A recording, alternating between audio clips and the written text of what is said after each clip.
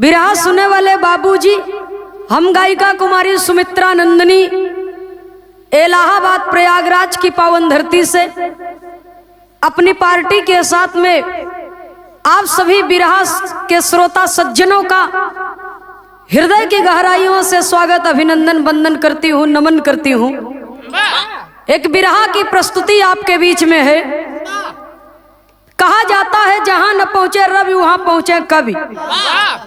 कवि की लेखनी संकेत करती है सामाजिक संदेश। बिरहा के अंदर 4 लाइन भूमिका का भाव है मास्टर साहब।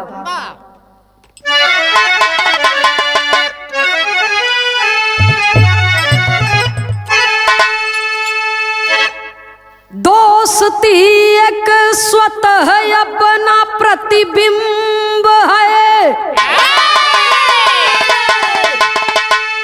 चल के मरघट तलक साथ अपना निभाती। दोस्ती कर्ण कुरपति में ऐसी रही,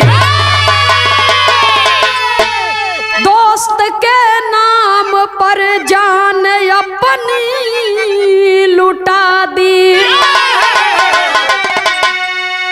दोस्ती में नहीं कोई छोटा बड़ा, तो दोस्ती मीत मजहब नहीं है सिखाती। दोस्ती सच्ची वह दुख में जो साथ दे, तो उसी दोस्त की दोस्ती ना भुलाती।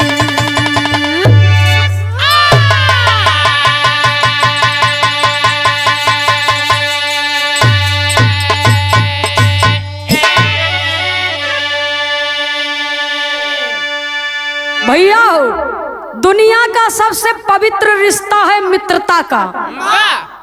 दोस्ती कभी अमीरी और गरीबी नहीं देखती है। दोस्ती कभी जाति और पाति को नहीं देखती है। दोस्ती सिर्फ और सिर्फ इंसानियत देखती है। बिरहा के अंदर 1 लाइन गजल का भाव है, कवि को संकेत करना पड़ा।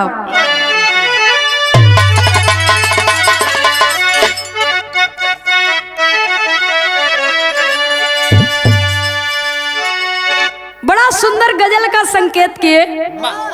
हमारे जनपद प्रयागराज बिरहा के धरोहर, बिरहा के स्तंभ रहे स्वर्गीय जनाब हैदर अली जुगनू जी गाया करते थे। अरे जिंदगी की राहों में ए बाबू, जिंदगी की राहों में कांटे और गुलाब भी है।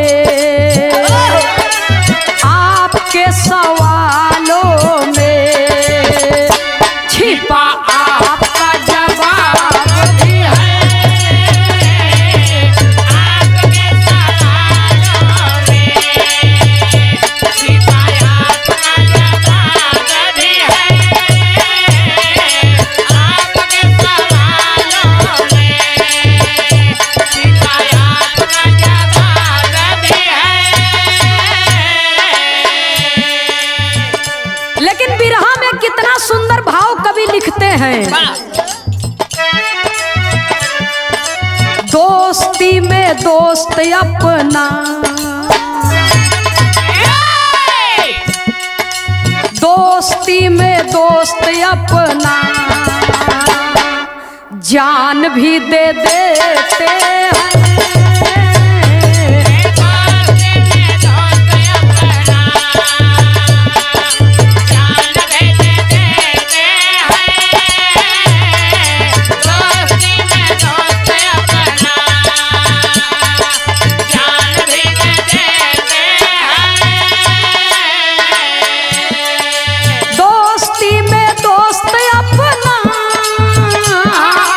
जान भी दे देते हैं। बेवफाई दोस्त जो करे,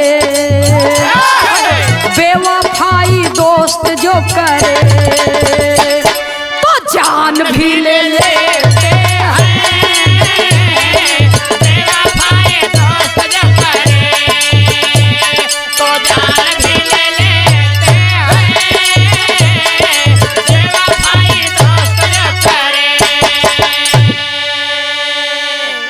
चाहे वो सतयुग हो, चाहे वो त्रेता हो, चाहे वो द्वापर हो, चाहे कलयुग हो, दोस्ती के रिश्ते में छल कपट बेवफाई झूठ बेईमानी की कोई जगह नहीं होती है।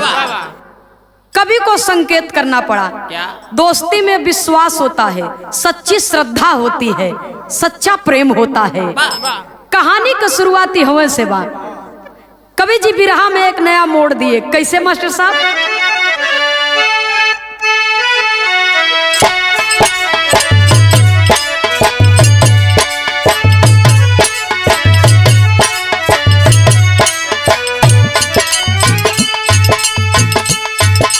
श्री कृष्ण के बाल सखा थे विप्र सुदामा, सुनो सुजान संदीपनी गुरु के आश्रम। शिक्षा का नित करते ध्यान, शिक्षा पूर्ण हुई मित्रों की। अपने वतन किए प्रस्थान, बने द्वारिकाधीश कन्हैया। विप्र पे विपदा पड़ी महान, बने द्वारिकाधीश कन्हैया।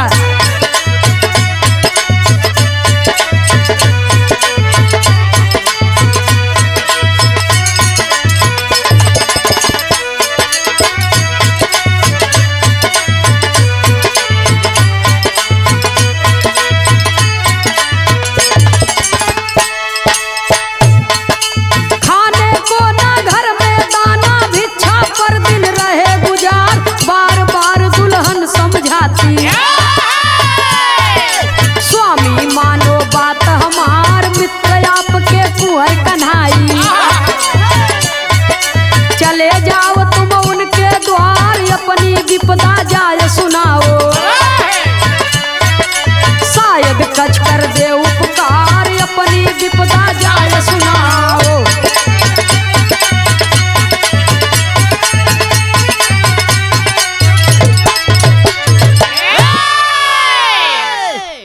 भैया हो जरा बात के समझ ले।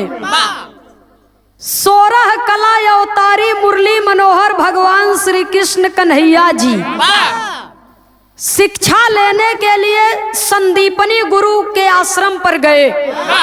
संदीपनी गुरु शिक्षा दे रहे हैं और बालक शिक्षा ले रहे हैं। धीरे धीरे समय बीता, श्री कृष्ण और श्री सुदामा जी में गहरी मित्रता हो गई। तो जब शिक्षा की अवधि पूर्ण हुई तो कृष्ण कन्हैया जी सुदामा जी अपने अपने घर को जाने लगे। दोनों एक दूसरे से वचनबद्ध हुए कि हम दुख और सुख में एक दूसरे की सहायता करेंगे। समय का खेल देखिए, भगवान श्री कृष्ण कन्हैया द्वारिकापुरी के राजा बने और सुदामा जी भिक्षुक बन गए। गरीबी उनके दरवाजे पर दस्तक दे दी बाबूजी। समय बीत रहा है। एक दिन सुदामा जी के दुल्हन सुदामा जी से कहें कि ये पतिदेव, आपके परम मित्र हैं श्री कृष्ण कन्हैया जी जो द्वारिकापुरी के राजा हैं, तो आप ही ने कहा था कि एक शब्द अपने मित्र से कह दूं तो मेरी गरीबी क्षण भर में दूर हो जाएगी। तो काहे न चला जाता कन्हैया जी के लगे, अपन विपदा जाए के बताए दे, हो सकत है मालिक दया कर दे तो हमार तोहार गरीबी दूर हो जाए। सुदामा जी सोच रहे हैं, अपने पत्नी सुशीला से कहते हैं कि देखो प्रिय, एक मित्र को मित्र के यहाँ कभी खाली हाथ नहीं जाना चाहिए और मेरे पास तो कुछ नहीं है। सुशीला पड़ोसी की यहाँ से थोड़ा सा चावल मांग के लेके आई ना, गठरी बनाए के पोटली बनाए के सुदामा जी के दे दिन कहाँ ल लेके जा। सुदामा जी चल दिए। अपनी पत्नी के कहने पर बाबूजी चले हैं भगवान श्री कृष्ण कन्हैया के पास। बिरहा में एक लाइन तर्ज है मास्टर साहब,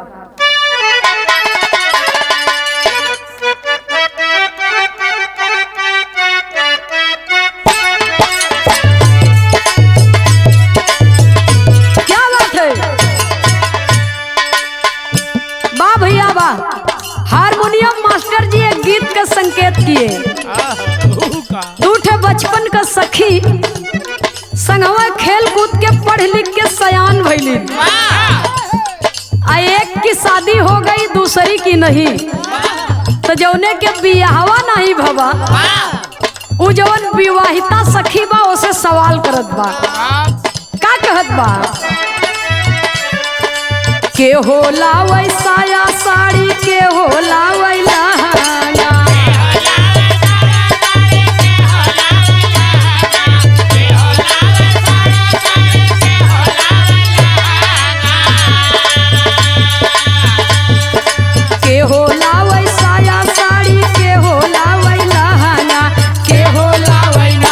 आई हो, के होला वैना तोहरी मनिया कैसे नूरावा, के होला वैना तोहरी मनिया कैसे नूरावा, के होला वैना तोहरी मनिया कैसे नूरावा, तोहरी मनिया कैसे नूरावा, के होला वैना।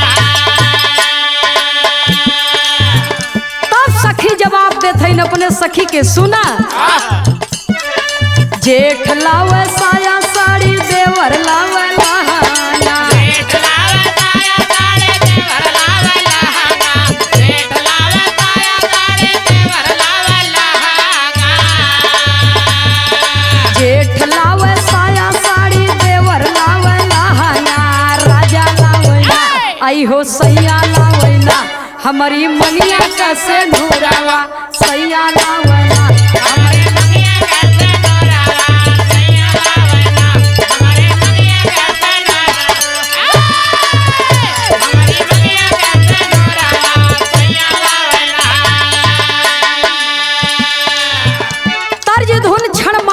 मनोरंजन के लिए होता है, लेकिन बिरहा में भाव है। सुदामा जी चले भगवान श्री कृष्ण कन्हैया का दीदार करने के लिए, दर्शन करने के लिए, मन में विचार कर रहे हैं, कैसे भैया,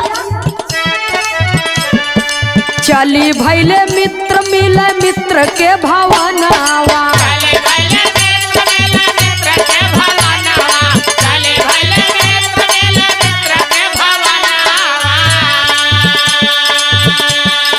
चली भैले मित्र मिले मित्र के भवनावा, भूखै तनवाना, आई हो भूखै तनवाना, करे मन में गुननावा, भूखै तनवाना, करे मन में गुननावा, भूखै तनवाना, करे मन में गुननावा, करे मन में गुननावा, भूखै तनवाना।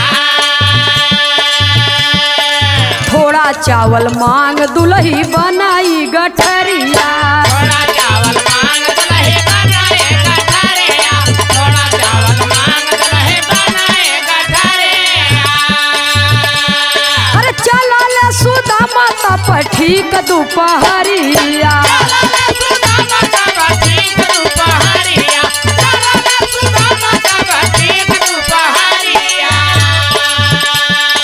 मित्र चले मितावा के करई के वो जनावा,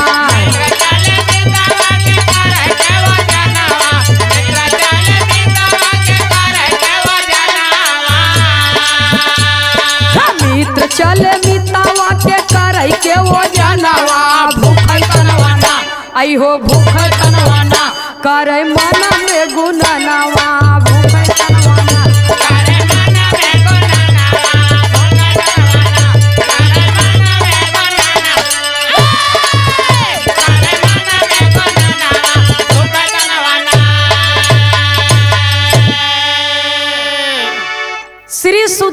जी अपने मन में सोचते हुए चले जा रहे हैं। इतने दिनों के बाद भगवान श्री कृष्ण कन्हैया जी का दर्शन होगा। न जाने मुझे इस हालात में देख करके पहचानेंगे कि नहीं पहचानेंगे, यही मन में विचार करते हुए चले जा रहे हैं। और मन में गुनते गुनते विचार करते करते बाबूजी एक बात और ध्यान में आया। श्री सुदामा जी कहते क्या है? बिरहा में एक लाइन तर्ज है मास्टर साहब।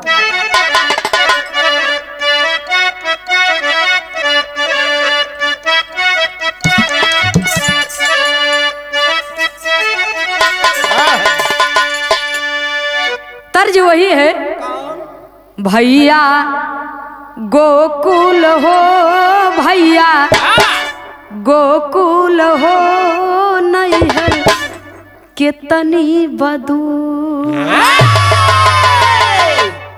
लेकिन सुदामा जी अपने मन में सोच रहे हैं, मितवा मोहन हो, मितवा मोहन हो, बसी गैला बड़ी दूर।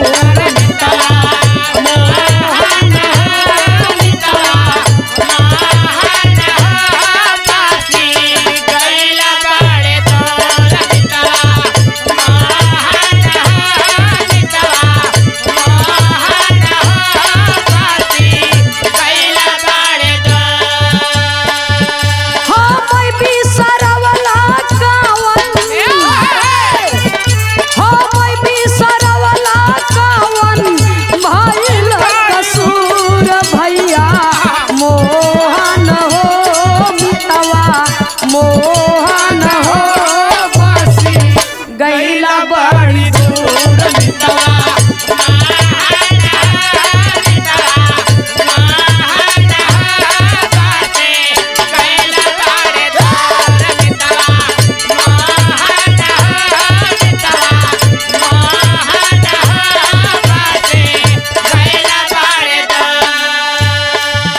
चलता चलता पड़ गया पौआ में छाला, चलता चलता पड़ गए पौआ में छाला, चलता चलता पड़ गए पौआ में छाला। माया बनवारी नहीं तो हरी ओराला, माया बनवारी नहीं तो हरी ओराला, माया बनवारी नहीं तो हरी ओराला। तोहरा पे बाटई भैया, तोहरा पे बाटई भैया, बहुत गरूर। मितवा मोहन हो, मितवा मोहन हो, बसी गैला बड़ी दूर। मितवा मोहन हो, मितवा मोहन हो, बासे मितवा मोहन हो, मितवा मोहन हो, बासे कैला बाड़े श्री सुदामा जी मन में सोचते चले जा रहे हैं कि वाह भैया, एक समय था कि एक दूसरे के देखे बगैर चैन नहीं मिलता था, हृदय को सुकून नहीं मिलता था। लेकिन आज आप इतनी दूर छोड़ करके मुझे बस गए कि आपके पास तक पहुंचने के लिए मेरे पैरों में छाले पड़ गए, मेरी शरीर थक गई प्रभु। न जाने इस जन्म में आपका दर्शन कर पाऊंगा कि नहीं कर पाऊंगा, यही सोचते हुए चले जा रहे हैं। और बाबूजी काफी समय के बाद, काफी रास्ता तय करने के बाद तब जाकर के द्वारिकापुरी में श्री सुदामा जी प्रवेश किए। द्वारिकापुरी की मिट्टी को माथे पर चंदन लगा करके नमन करते हैं और भगवान श्री कृष्ण कन्हैया का दरबार जहां लगा हुआ है, पूछते पूछते दरबार के पास पहुंचते हैं तो सिपाही खड़े हैं बाबूजी, पहरेदार लोग खड़े हैं। तो सिपाहियों से भगवान श्री कृष्ण कन्हैया के मिलने की आस लेकर के श्री सुदामा जी एक विनती करते हैं। वाह कौन सी विनती करते हैं?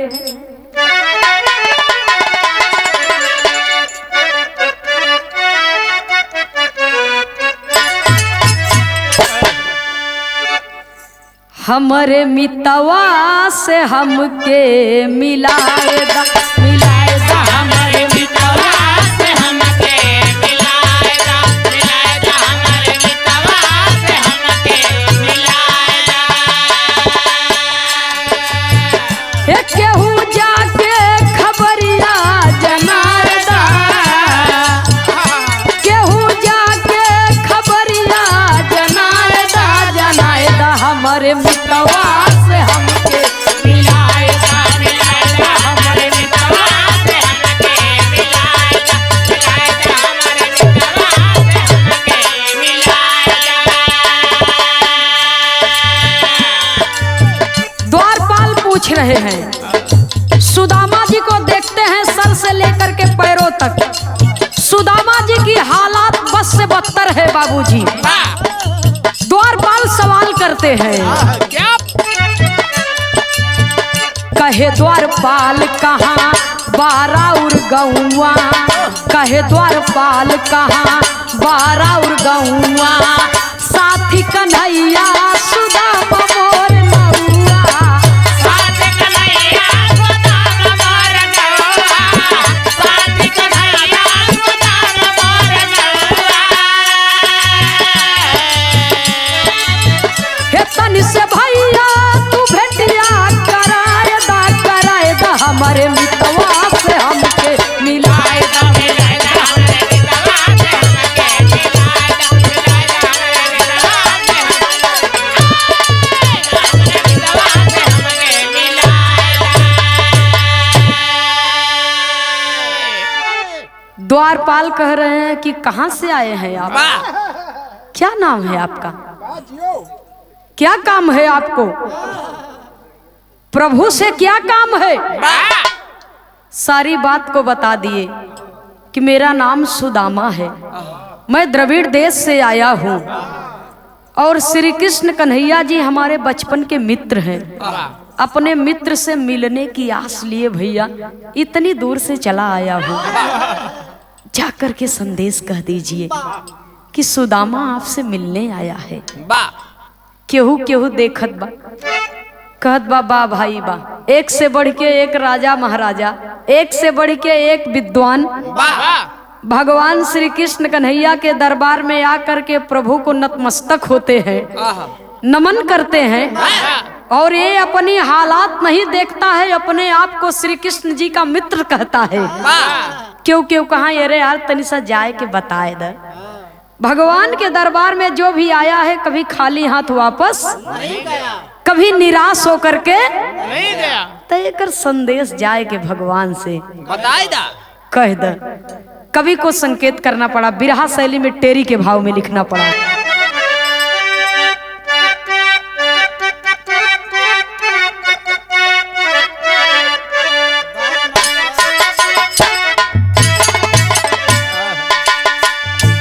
रामा रामा रामा रामा अरे मोरे रामा पियासा सावन भादो न रही।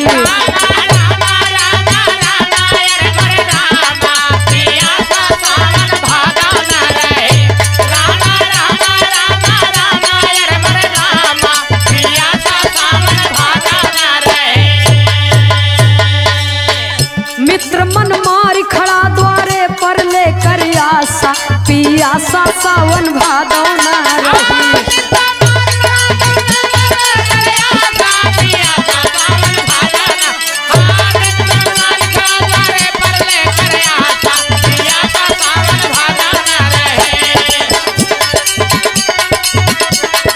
वाह भैया वाह, जय हो। मित्र मन मार खड़ा द्वारे पर लेकर आशा पियासा सावन भादो न रही। श्री कृष्ण जी को संदेशा कहने के लिए द्वारपाल भीतर जाता है। अयहवर श्री सुदामा जी लोगों की बात सुन करके अपने मन में सोचने लगे कि शायद ये लोग सही कह रहे हैं। वाह मैं ही भूल गया अपने आप को और अपनी समय अपनी हालात को नहीं देखा और श्री कृष्ण जी से मिलने चला आया और इस हालात में मैं श्री कृष्ण जी को अपना मित्र बता रहा हूँ।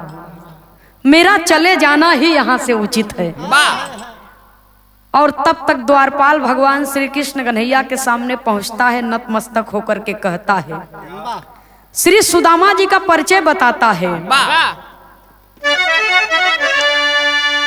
शीस पगान झगा तन पे,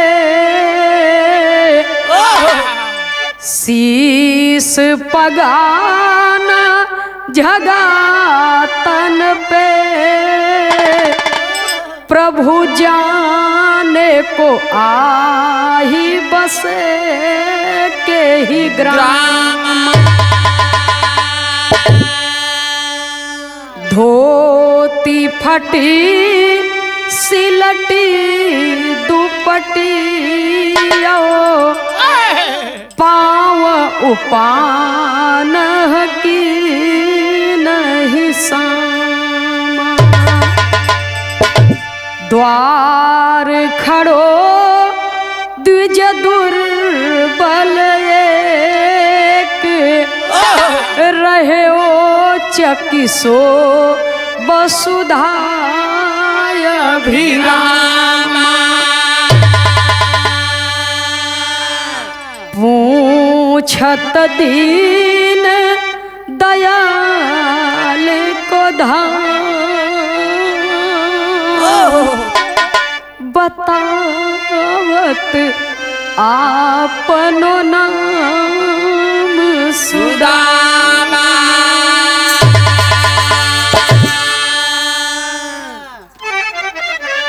द्वारपाल जाकर के भगवान श्री कृष्ण कन्हैया से ज्यों ही इतनी बात कहता है, भगवान श्री कृष्ण कन्हैया बाबूजी नंगे पांव दौड़े श्री सुदामा जी से मिलने के लिए। अय्यवर दरवाजे के बाहर सुदामा जी खड़े लोगों की बातें सुन रहे हैं। वाह लोग ताना मारते हैं, सुदामा जी की हालात देख करके फटकारते हैं। कहते क्या है? क्या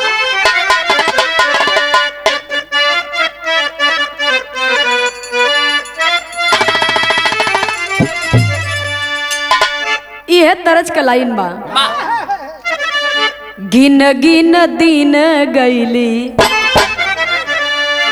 दुल्हन के दुल्हा परदेश बा अपने पिया के विरह में, वाह अपने पिया के याद में वो दुल्ही दिन गिनता अंगूरी पर, वाह लेकिन पिया निर्मोही हो गया आवई के नाम।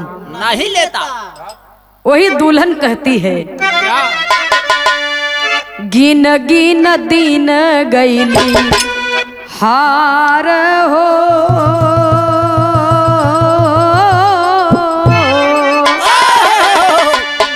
गिन गिन दिन गईली हार हो, पिया भाई सपनावा, गेन गेन गेन गईले हार हो, पिया भाई ले सपना, गेन गेन गेन गईले हार हो, पिया भाई ले सपना। लेकिन बिरहा में भाव है, वाह बाहर समय लोग कहते हैं ये दुनिया में अगर अपना सबसे बड़ा हमदर्द कोई है तो वह है हमारा वक्त, हमारा समय। अगर वो सही तो सभी अपने हैं, वाह और वो नहीं है तो कोई अपना नहीं है। नहीं है। भगवान के दरबार में खड़े हैं, फिर भी उनके हृदय में लोगों की बात सुनकर के एक डर बैठ गया, वाह सहम गए। वाह वाह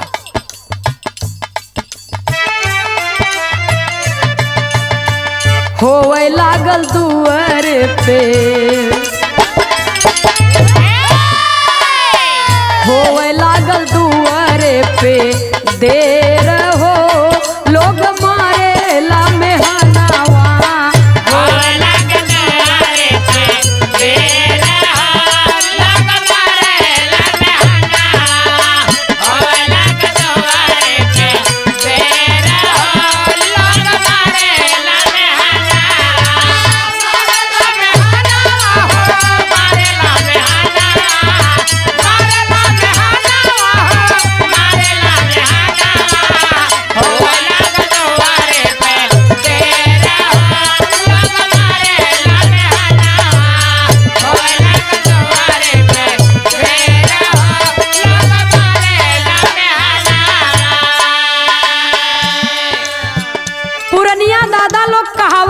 हैं बा और वह बात के लोग मेहना मारत हैं। कहत का है क्या बाड़ी भी सतुइया मारे शेर से नजरवा। बाड़ी में सतुइया मारे तेरे पे नजारा बाड़ी में सतुइया मारे तेरे पे नजारा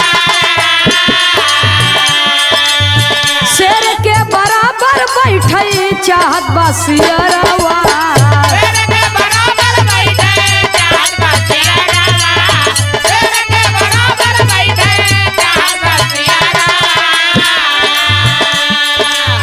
लौटे विप्र मुहावा के फेर हो।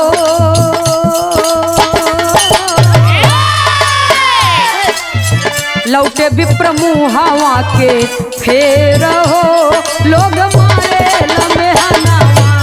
लौट के प्रमोहवा के फेर लग मारे लमेहना लौट के प्रमोहवा के फेर लग मारे लमेहना। भैया हो लोगों की ताना सुन करके लोगों की बातें सुन करके बा उधर श्री कृष्ण जी को दरबार से बाहर आते आते थोड़ा सा वक्त लग गया और श्री सुदामा जी अपने मन में सोच गए बा कि लगता है द्वारपाल ने मेरा संदेश कहा ही नहीं। उदास हो गए, निराश हो गए। बा लोगों की बातें सुन करके श्री सुदामा जी अपने मन में सोच रहे हैं कि अगर मैं अपने मित्र से मिलूंगा तो मेरे मित्र की बेइज्जती होगी। लोग सोचेंगे कि भगवान श्री कृष्ण कन्हैया कैसे कैसे लोगों को अपना मित्र बनाए हैं। वही श्री सुदामा जी दरवाजे से वापस लौट गए और जब लौट करके जाने लगे और जब दरवाजे पर कृष्ण जी पहुंचे तो देख करके कहते क्या है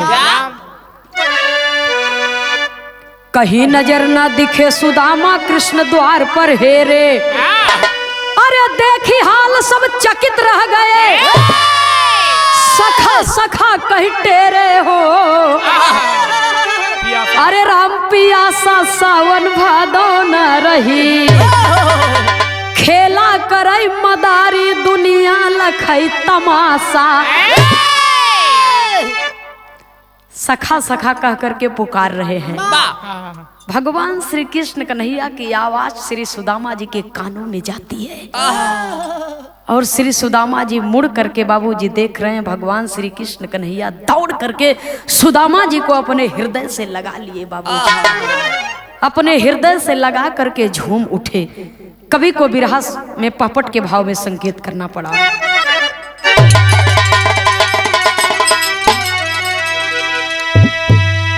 अरे जेके ठुकरावेला सगर जहानवा मुरली वाले हो त जेके ठुकरावेला सगर जहानवा मुरली वाले हो औ ओकर कटला दुखवा का बंधनवा मुरली वाले हो।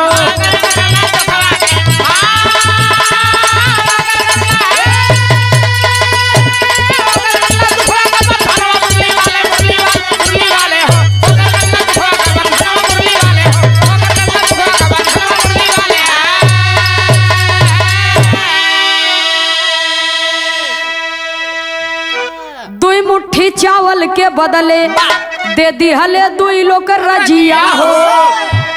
औ आज गरीबी जीत आज नसीब जीतल गरीबी हारल जग के बजिया हो।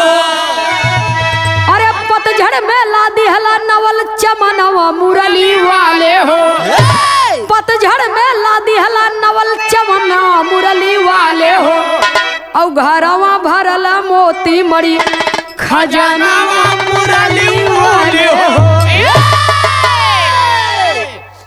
भगवान श्री कृष्ण कन्हैया अपने सिंहासन पर श्री सुदामा जी को बिठा करके आदेश दिए पारात का पानी लाया जाए मेरे मित्र का चरण धोने के लिए। लेकिन जब देखते हैं बाबूजी चरण की तरफ तो न जाने कितने कांटे और कितने कंकड़ श्री सुदामा जी के चरणों में बाबूजी, श्री सुदामा जी के पैरों में गड़ गए थे और घाव हो गया था। भगवान श्री कृष्ण कन्हैया सुदामा जी की ये दशा देख करके बाबूजी बर्दाश्त नहीं कर पाए, उनका हृदय द्रवित हो गया और उनके आंखों से बाबूजी आंसू छलक पड़े। भगवान श्री कृष्ण कन्हैया इतना रोए, इतना रोए, इतना रोए कि उनके आंख के आंसू से सुदामा जी का पांव धुल गया।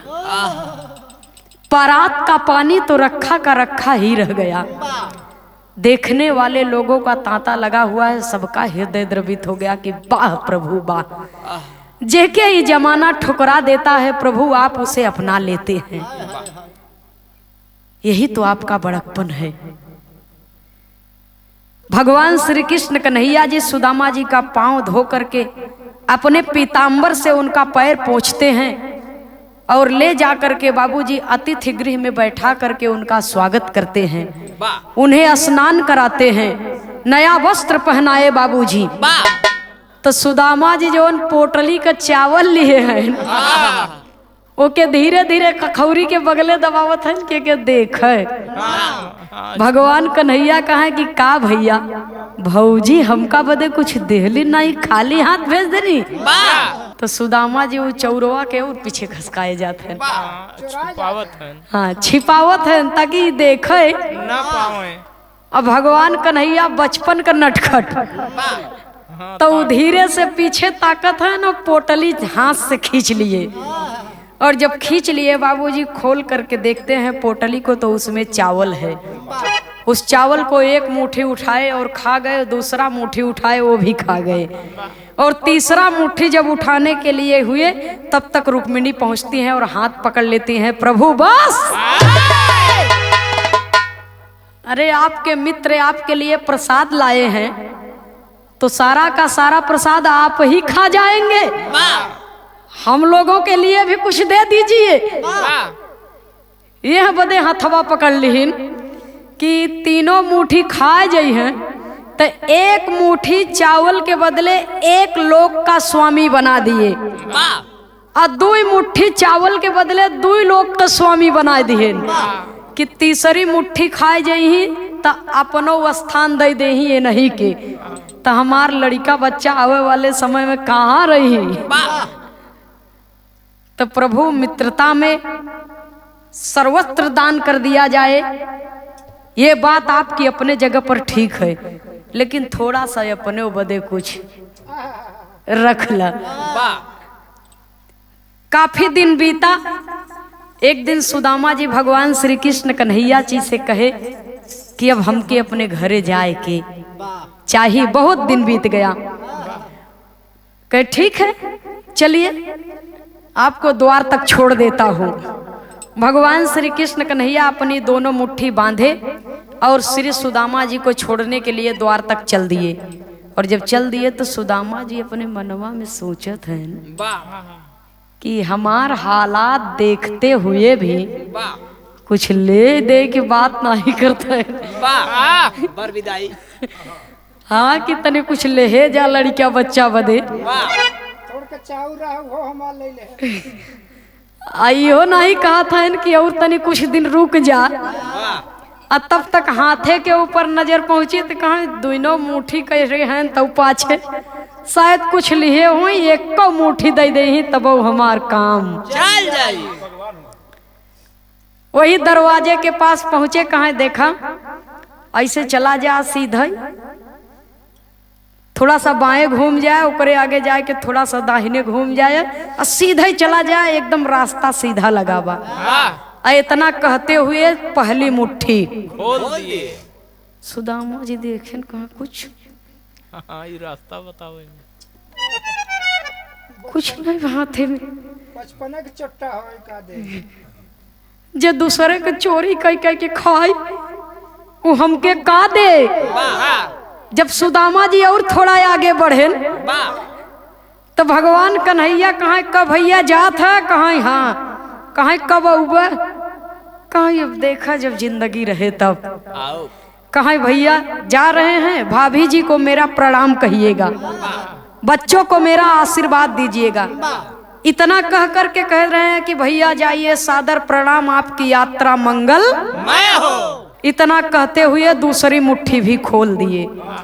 और जब दोनों मुट्ठी खाली बाबूजी, तब सुदामा जी सोचते हैं, क्या सोचते हैं, कवि को आल्हा में भाव देना पड़ा।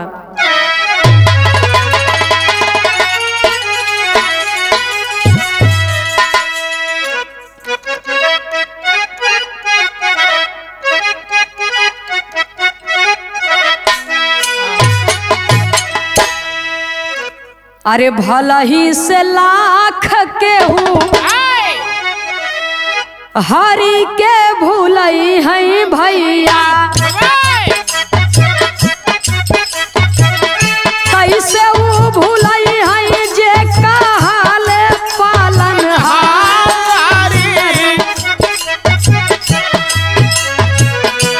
मनवा मसोस के सुदामा चल दिहल बाबू, दिहली घर कौरा दी जंगेला वही में डारी। सोच रहे हैं, कवि संकेत करते हैं, भले ही से लाख कोई हरि के भुलाई, कैसे वो भूलई है जे कहाले पालनहार। भले ही भगवान को कोई भूल जाए, लेकिन सृष्टि के पालन करता अपने भक्तों को कभी भूलते नहीं है।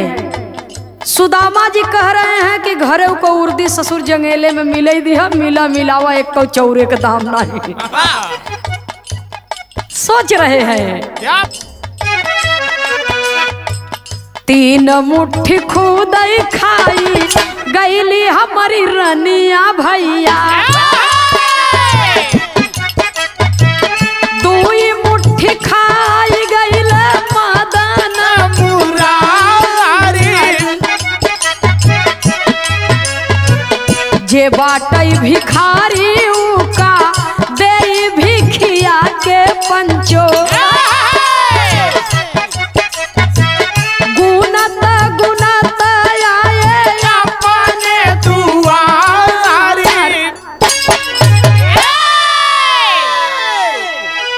काहे पड़ोसी खिया से चावल मांग के हमार दुल्ही ले आई रही, आधा तो वह निकाल के दे दीहिन, आधा हमके थोड़ा सा दीहिन पोटली बनाई के ले के जा, जवन कुछ बचा खुचा रहा ए मस्किन धई। तो जब जे खुदे भिखारी बा, बचपन से छीन झपट के खाए वाला इंसान, वो दूसरे को भिक्षा का दे, तो हमहू से ज्यादा गया गुजरा है। सुदामा जी के मन में बाबूजी खोट पैदा हो गया। सुदामा जी के मन में मित्र के प्रति बाबूजी पाप बस गया। सोच रहे हैं कि अब आज के बाद आपसे मिलने कभी नहीं आऊंगा। इतना सोचते सोचते जब अपने नगर में पहुंचे तो वहां का माहौल का बा, कवि को संकेत करना पड़ा।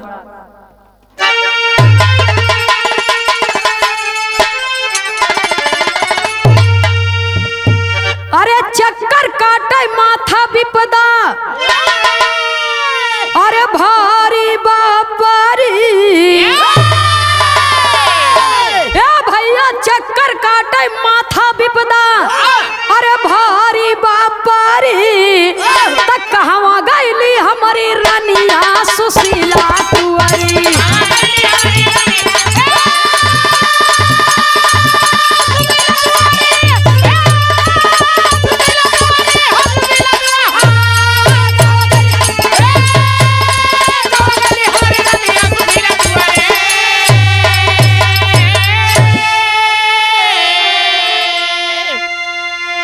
सोचे मन में विप्र सुदामा, कवन भूप यहाँ आई के,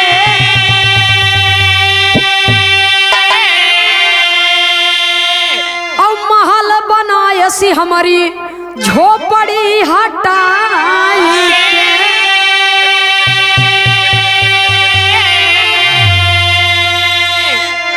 तबले अंटा ऊपर बा नजरिया परी, जहाँ उनकर झोपड़ी रही, जहाँ उनकर घर दुआर रहा, जब वहाँ पहुँचत हैं तो देखत हैं झोपड़ी के जगह एक विशाल शानदार महल तैयार है। लड़का बच्चा को पता ही नहीं, चारों तरफ सिपाही खड़ा है, पहरेदारी दे रहा है।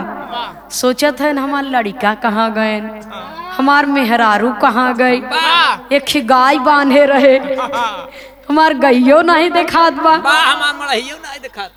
लगा था कोनो राजा आए जबरदस्ती हमार झोपड़ी हटाए के हमारे मेहरारू लड़का के उठाए ले गए, महल बनाए लिए।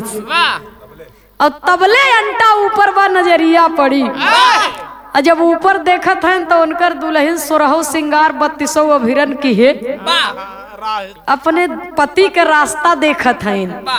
और लड़का सब राजसी पोशाक में बाबूजी। तो दुल्हिया के देख के सुदामा जी कहत हैं, अरे गईले पहचान विप्र पीटैया अपन माथा,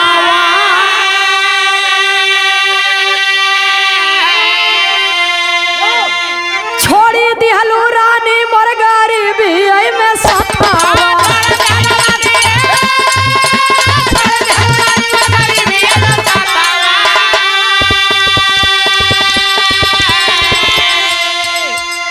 अब पौआ चूमे नारी तब महल से उतरी, बाबू पौआ चूमे नारी तब महल से उतरी, कहवा गईली हमारी रनिया सुशीला टू।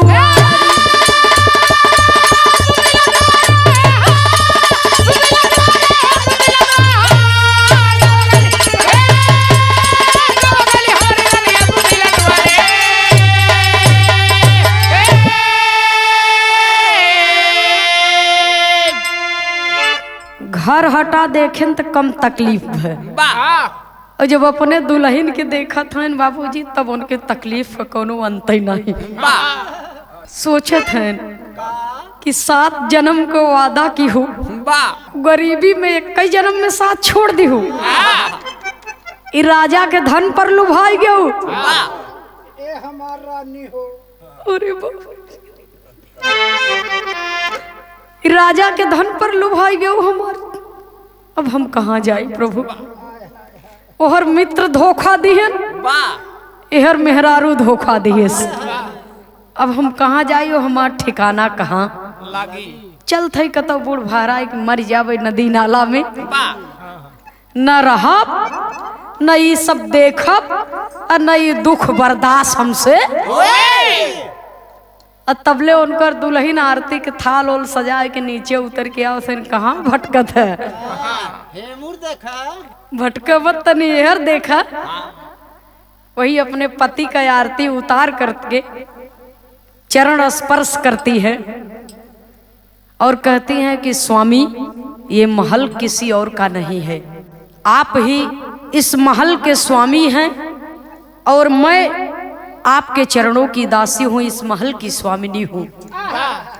सारी बात को बाबूजी सुशीला बता देती है, इसलिए कि भगवान श्री कृष्ण कन्हैया से सुदामा जी की मित्रता थी, लेकिन भगवान श्री कृष्ण कन्हैया की परम भक्तिन थी उनकी पत्नी सुशीला, जिसे भक्ति के माध्यम से सारी हकीकत मालूम चल गई। लेकिन मित्र अपने मित्र के ऊपर शक कर गए बाबूजी। वही सुशीला जब इतनी बात कहती है तब श्री सुदामा जी को विश्वास हुआ और रो रो करके भगवान श्री कृष्ण कन्हैया जी को अपने मन में स्मरण करने लगे कि प्रभु मुझसे त्रुटि हो गई, मुझसे भूल हो गई, जो आपके प्रति और आपके उदारता के प्रति मैंने शंका किया अपने मन में, अपने इस मूर्ख भक्त और मित्र को क्षमा कर दीजिए। भगवान श्री कृष्ण कन्हैया जी प्रकट होते हैं और श्री सुदामा जी को हृदय से लगा करके कहते हैं कि मैं तो वो हूँ जो सच्ची श्रद्धा से मेरे पास आया तो कभी निराश होकर के नहीं गया, बस मैं एक जगह पर नहीं जाता, जहां मैं तहां मैं नहीं। आखिरी और अंतिम प्रमाण में गुरु घराने के परिचय के साथ में कवि को संकेत करना पड़ा। मित्रता हो तो श्री कृष्ण और श्री सुदामा जैसी हो, कर्ण और दुर्योधन जैसी हो, जिसने अपने मित्र के मर्यादा के लिए अपनी जान को कुर्बान कर दिया, जिसने अपने मित्र के मर्यादा के लिए अपना सर्वत्र दान करने की ठान ली। तो दोस्ती में एक दोस्त दूसरे दोस्त का खुदा होता है। दोस्ती में एक दोस्त दूसरे दोस्त का खुदा होता है। दोस्त की याद तब आती है जब दोस्त दोस्त से जुदा होता है। ऐ खुदा अपनी भी अदालत में मेरी भी एक अमानत रखना, मैं रहूं या ना रहूं मेरे दोस्त को इस जहां में सलामत रखना। आखिरी लाइन में गुरु घराने के परिचय के साथ में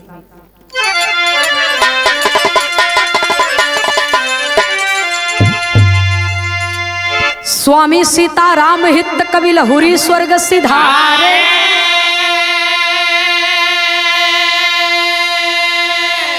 मंगल यादव जौनपुरी जी सुंदर गीत सवारे।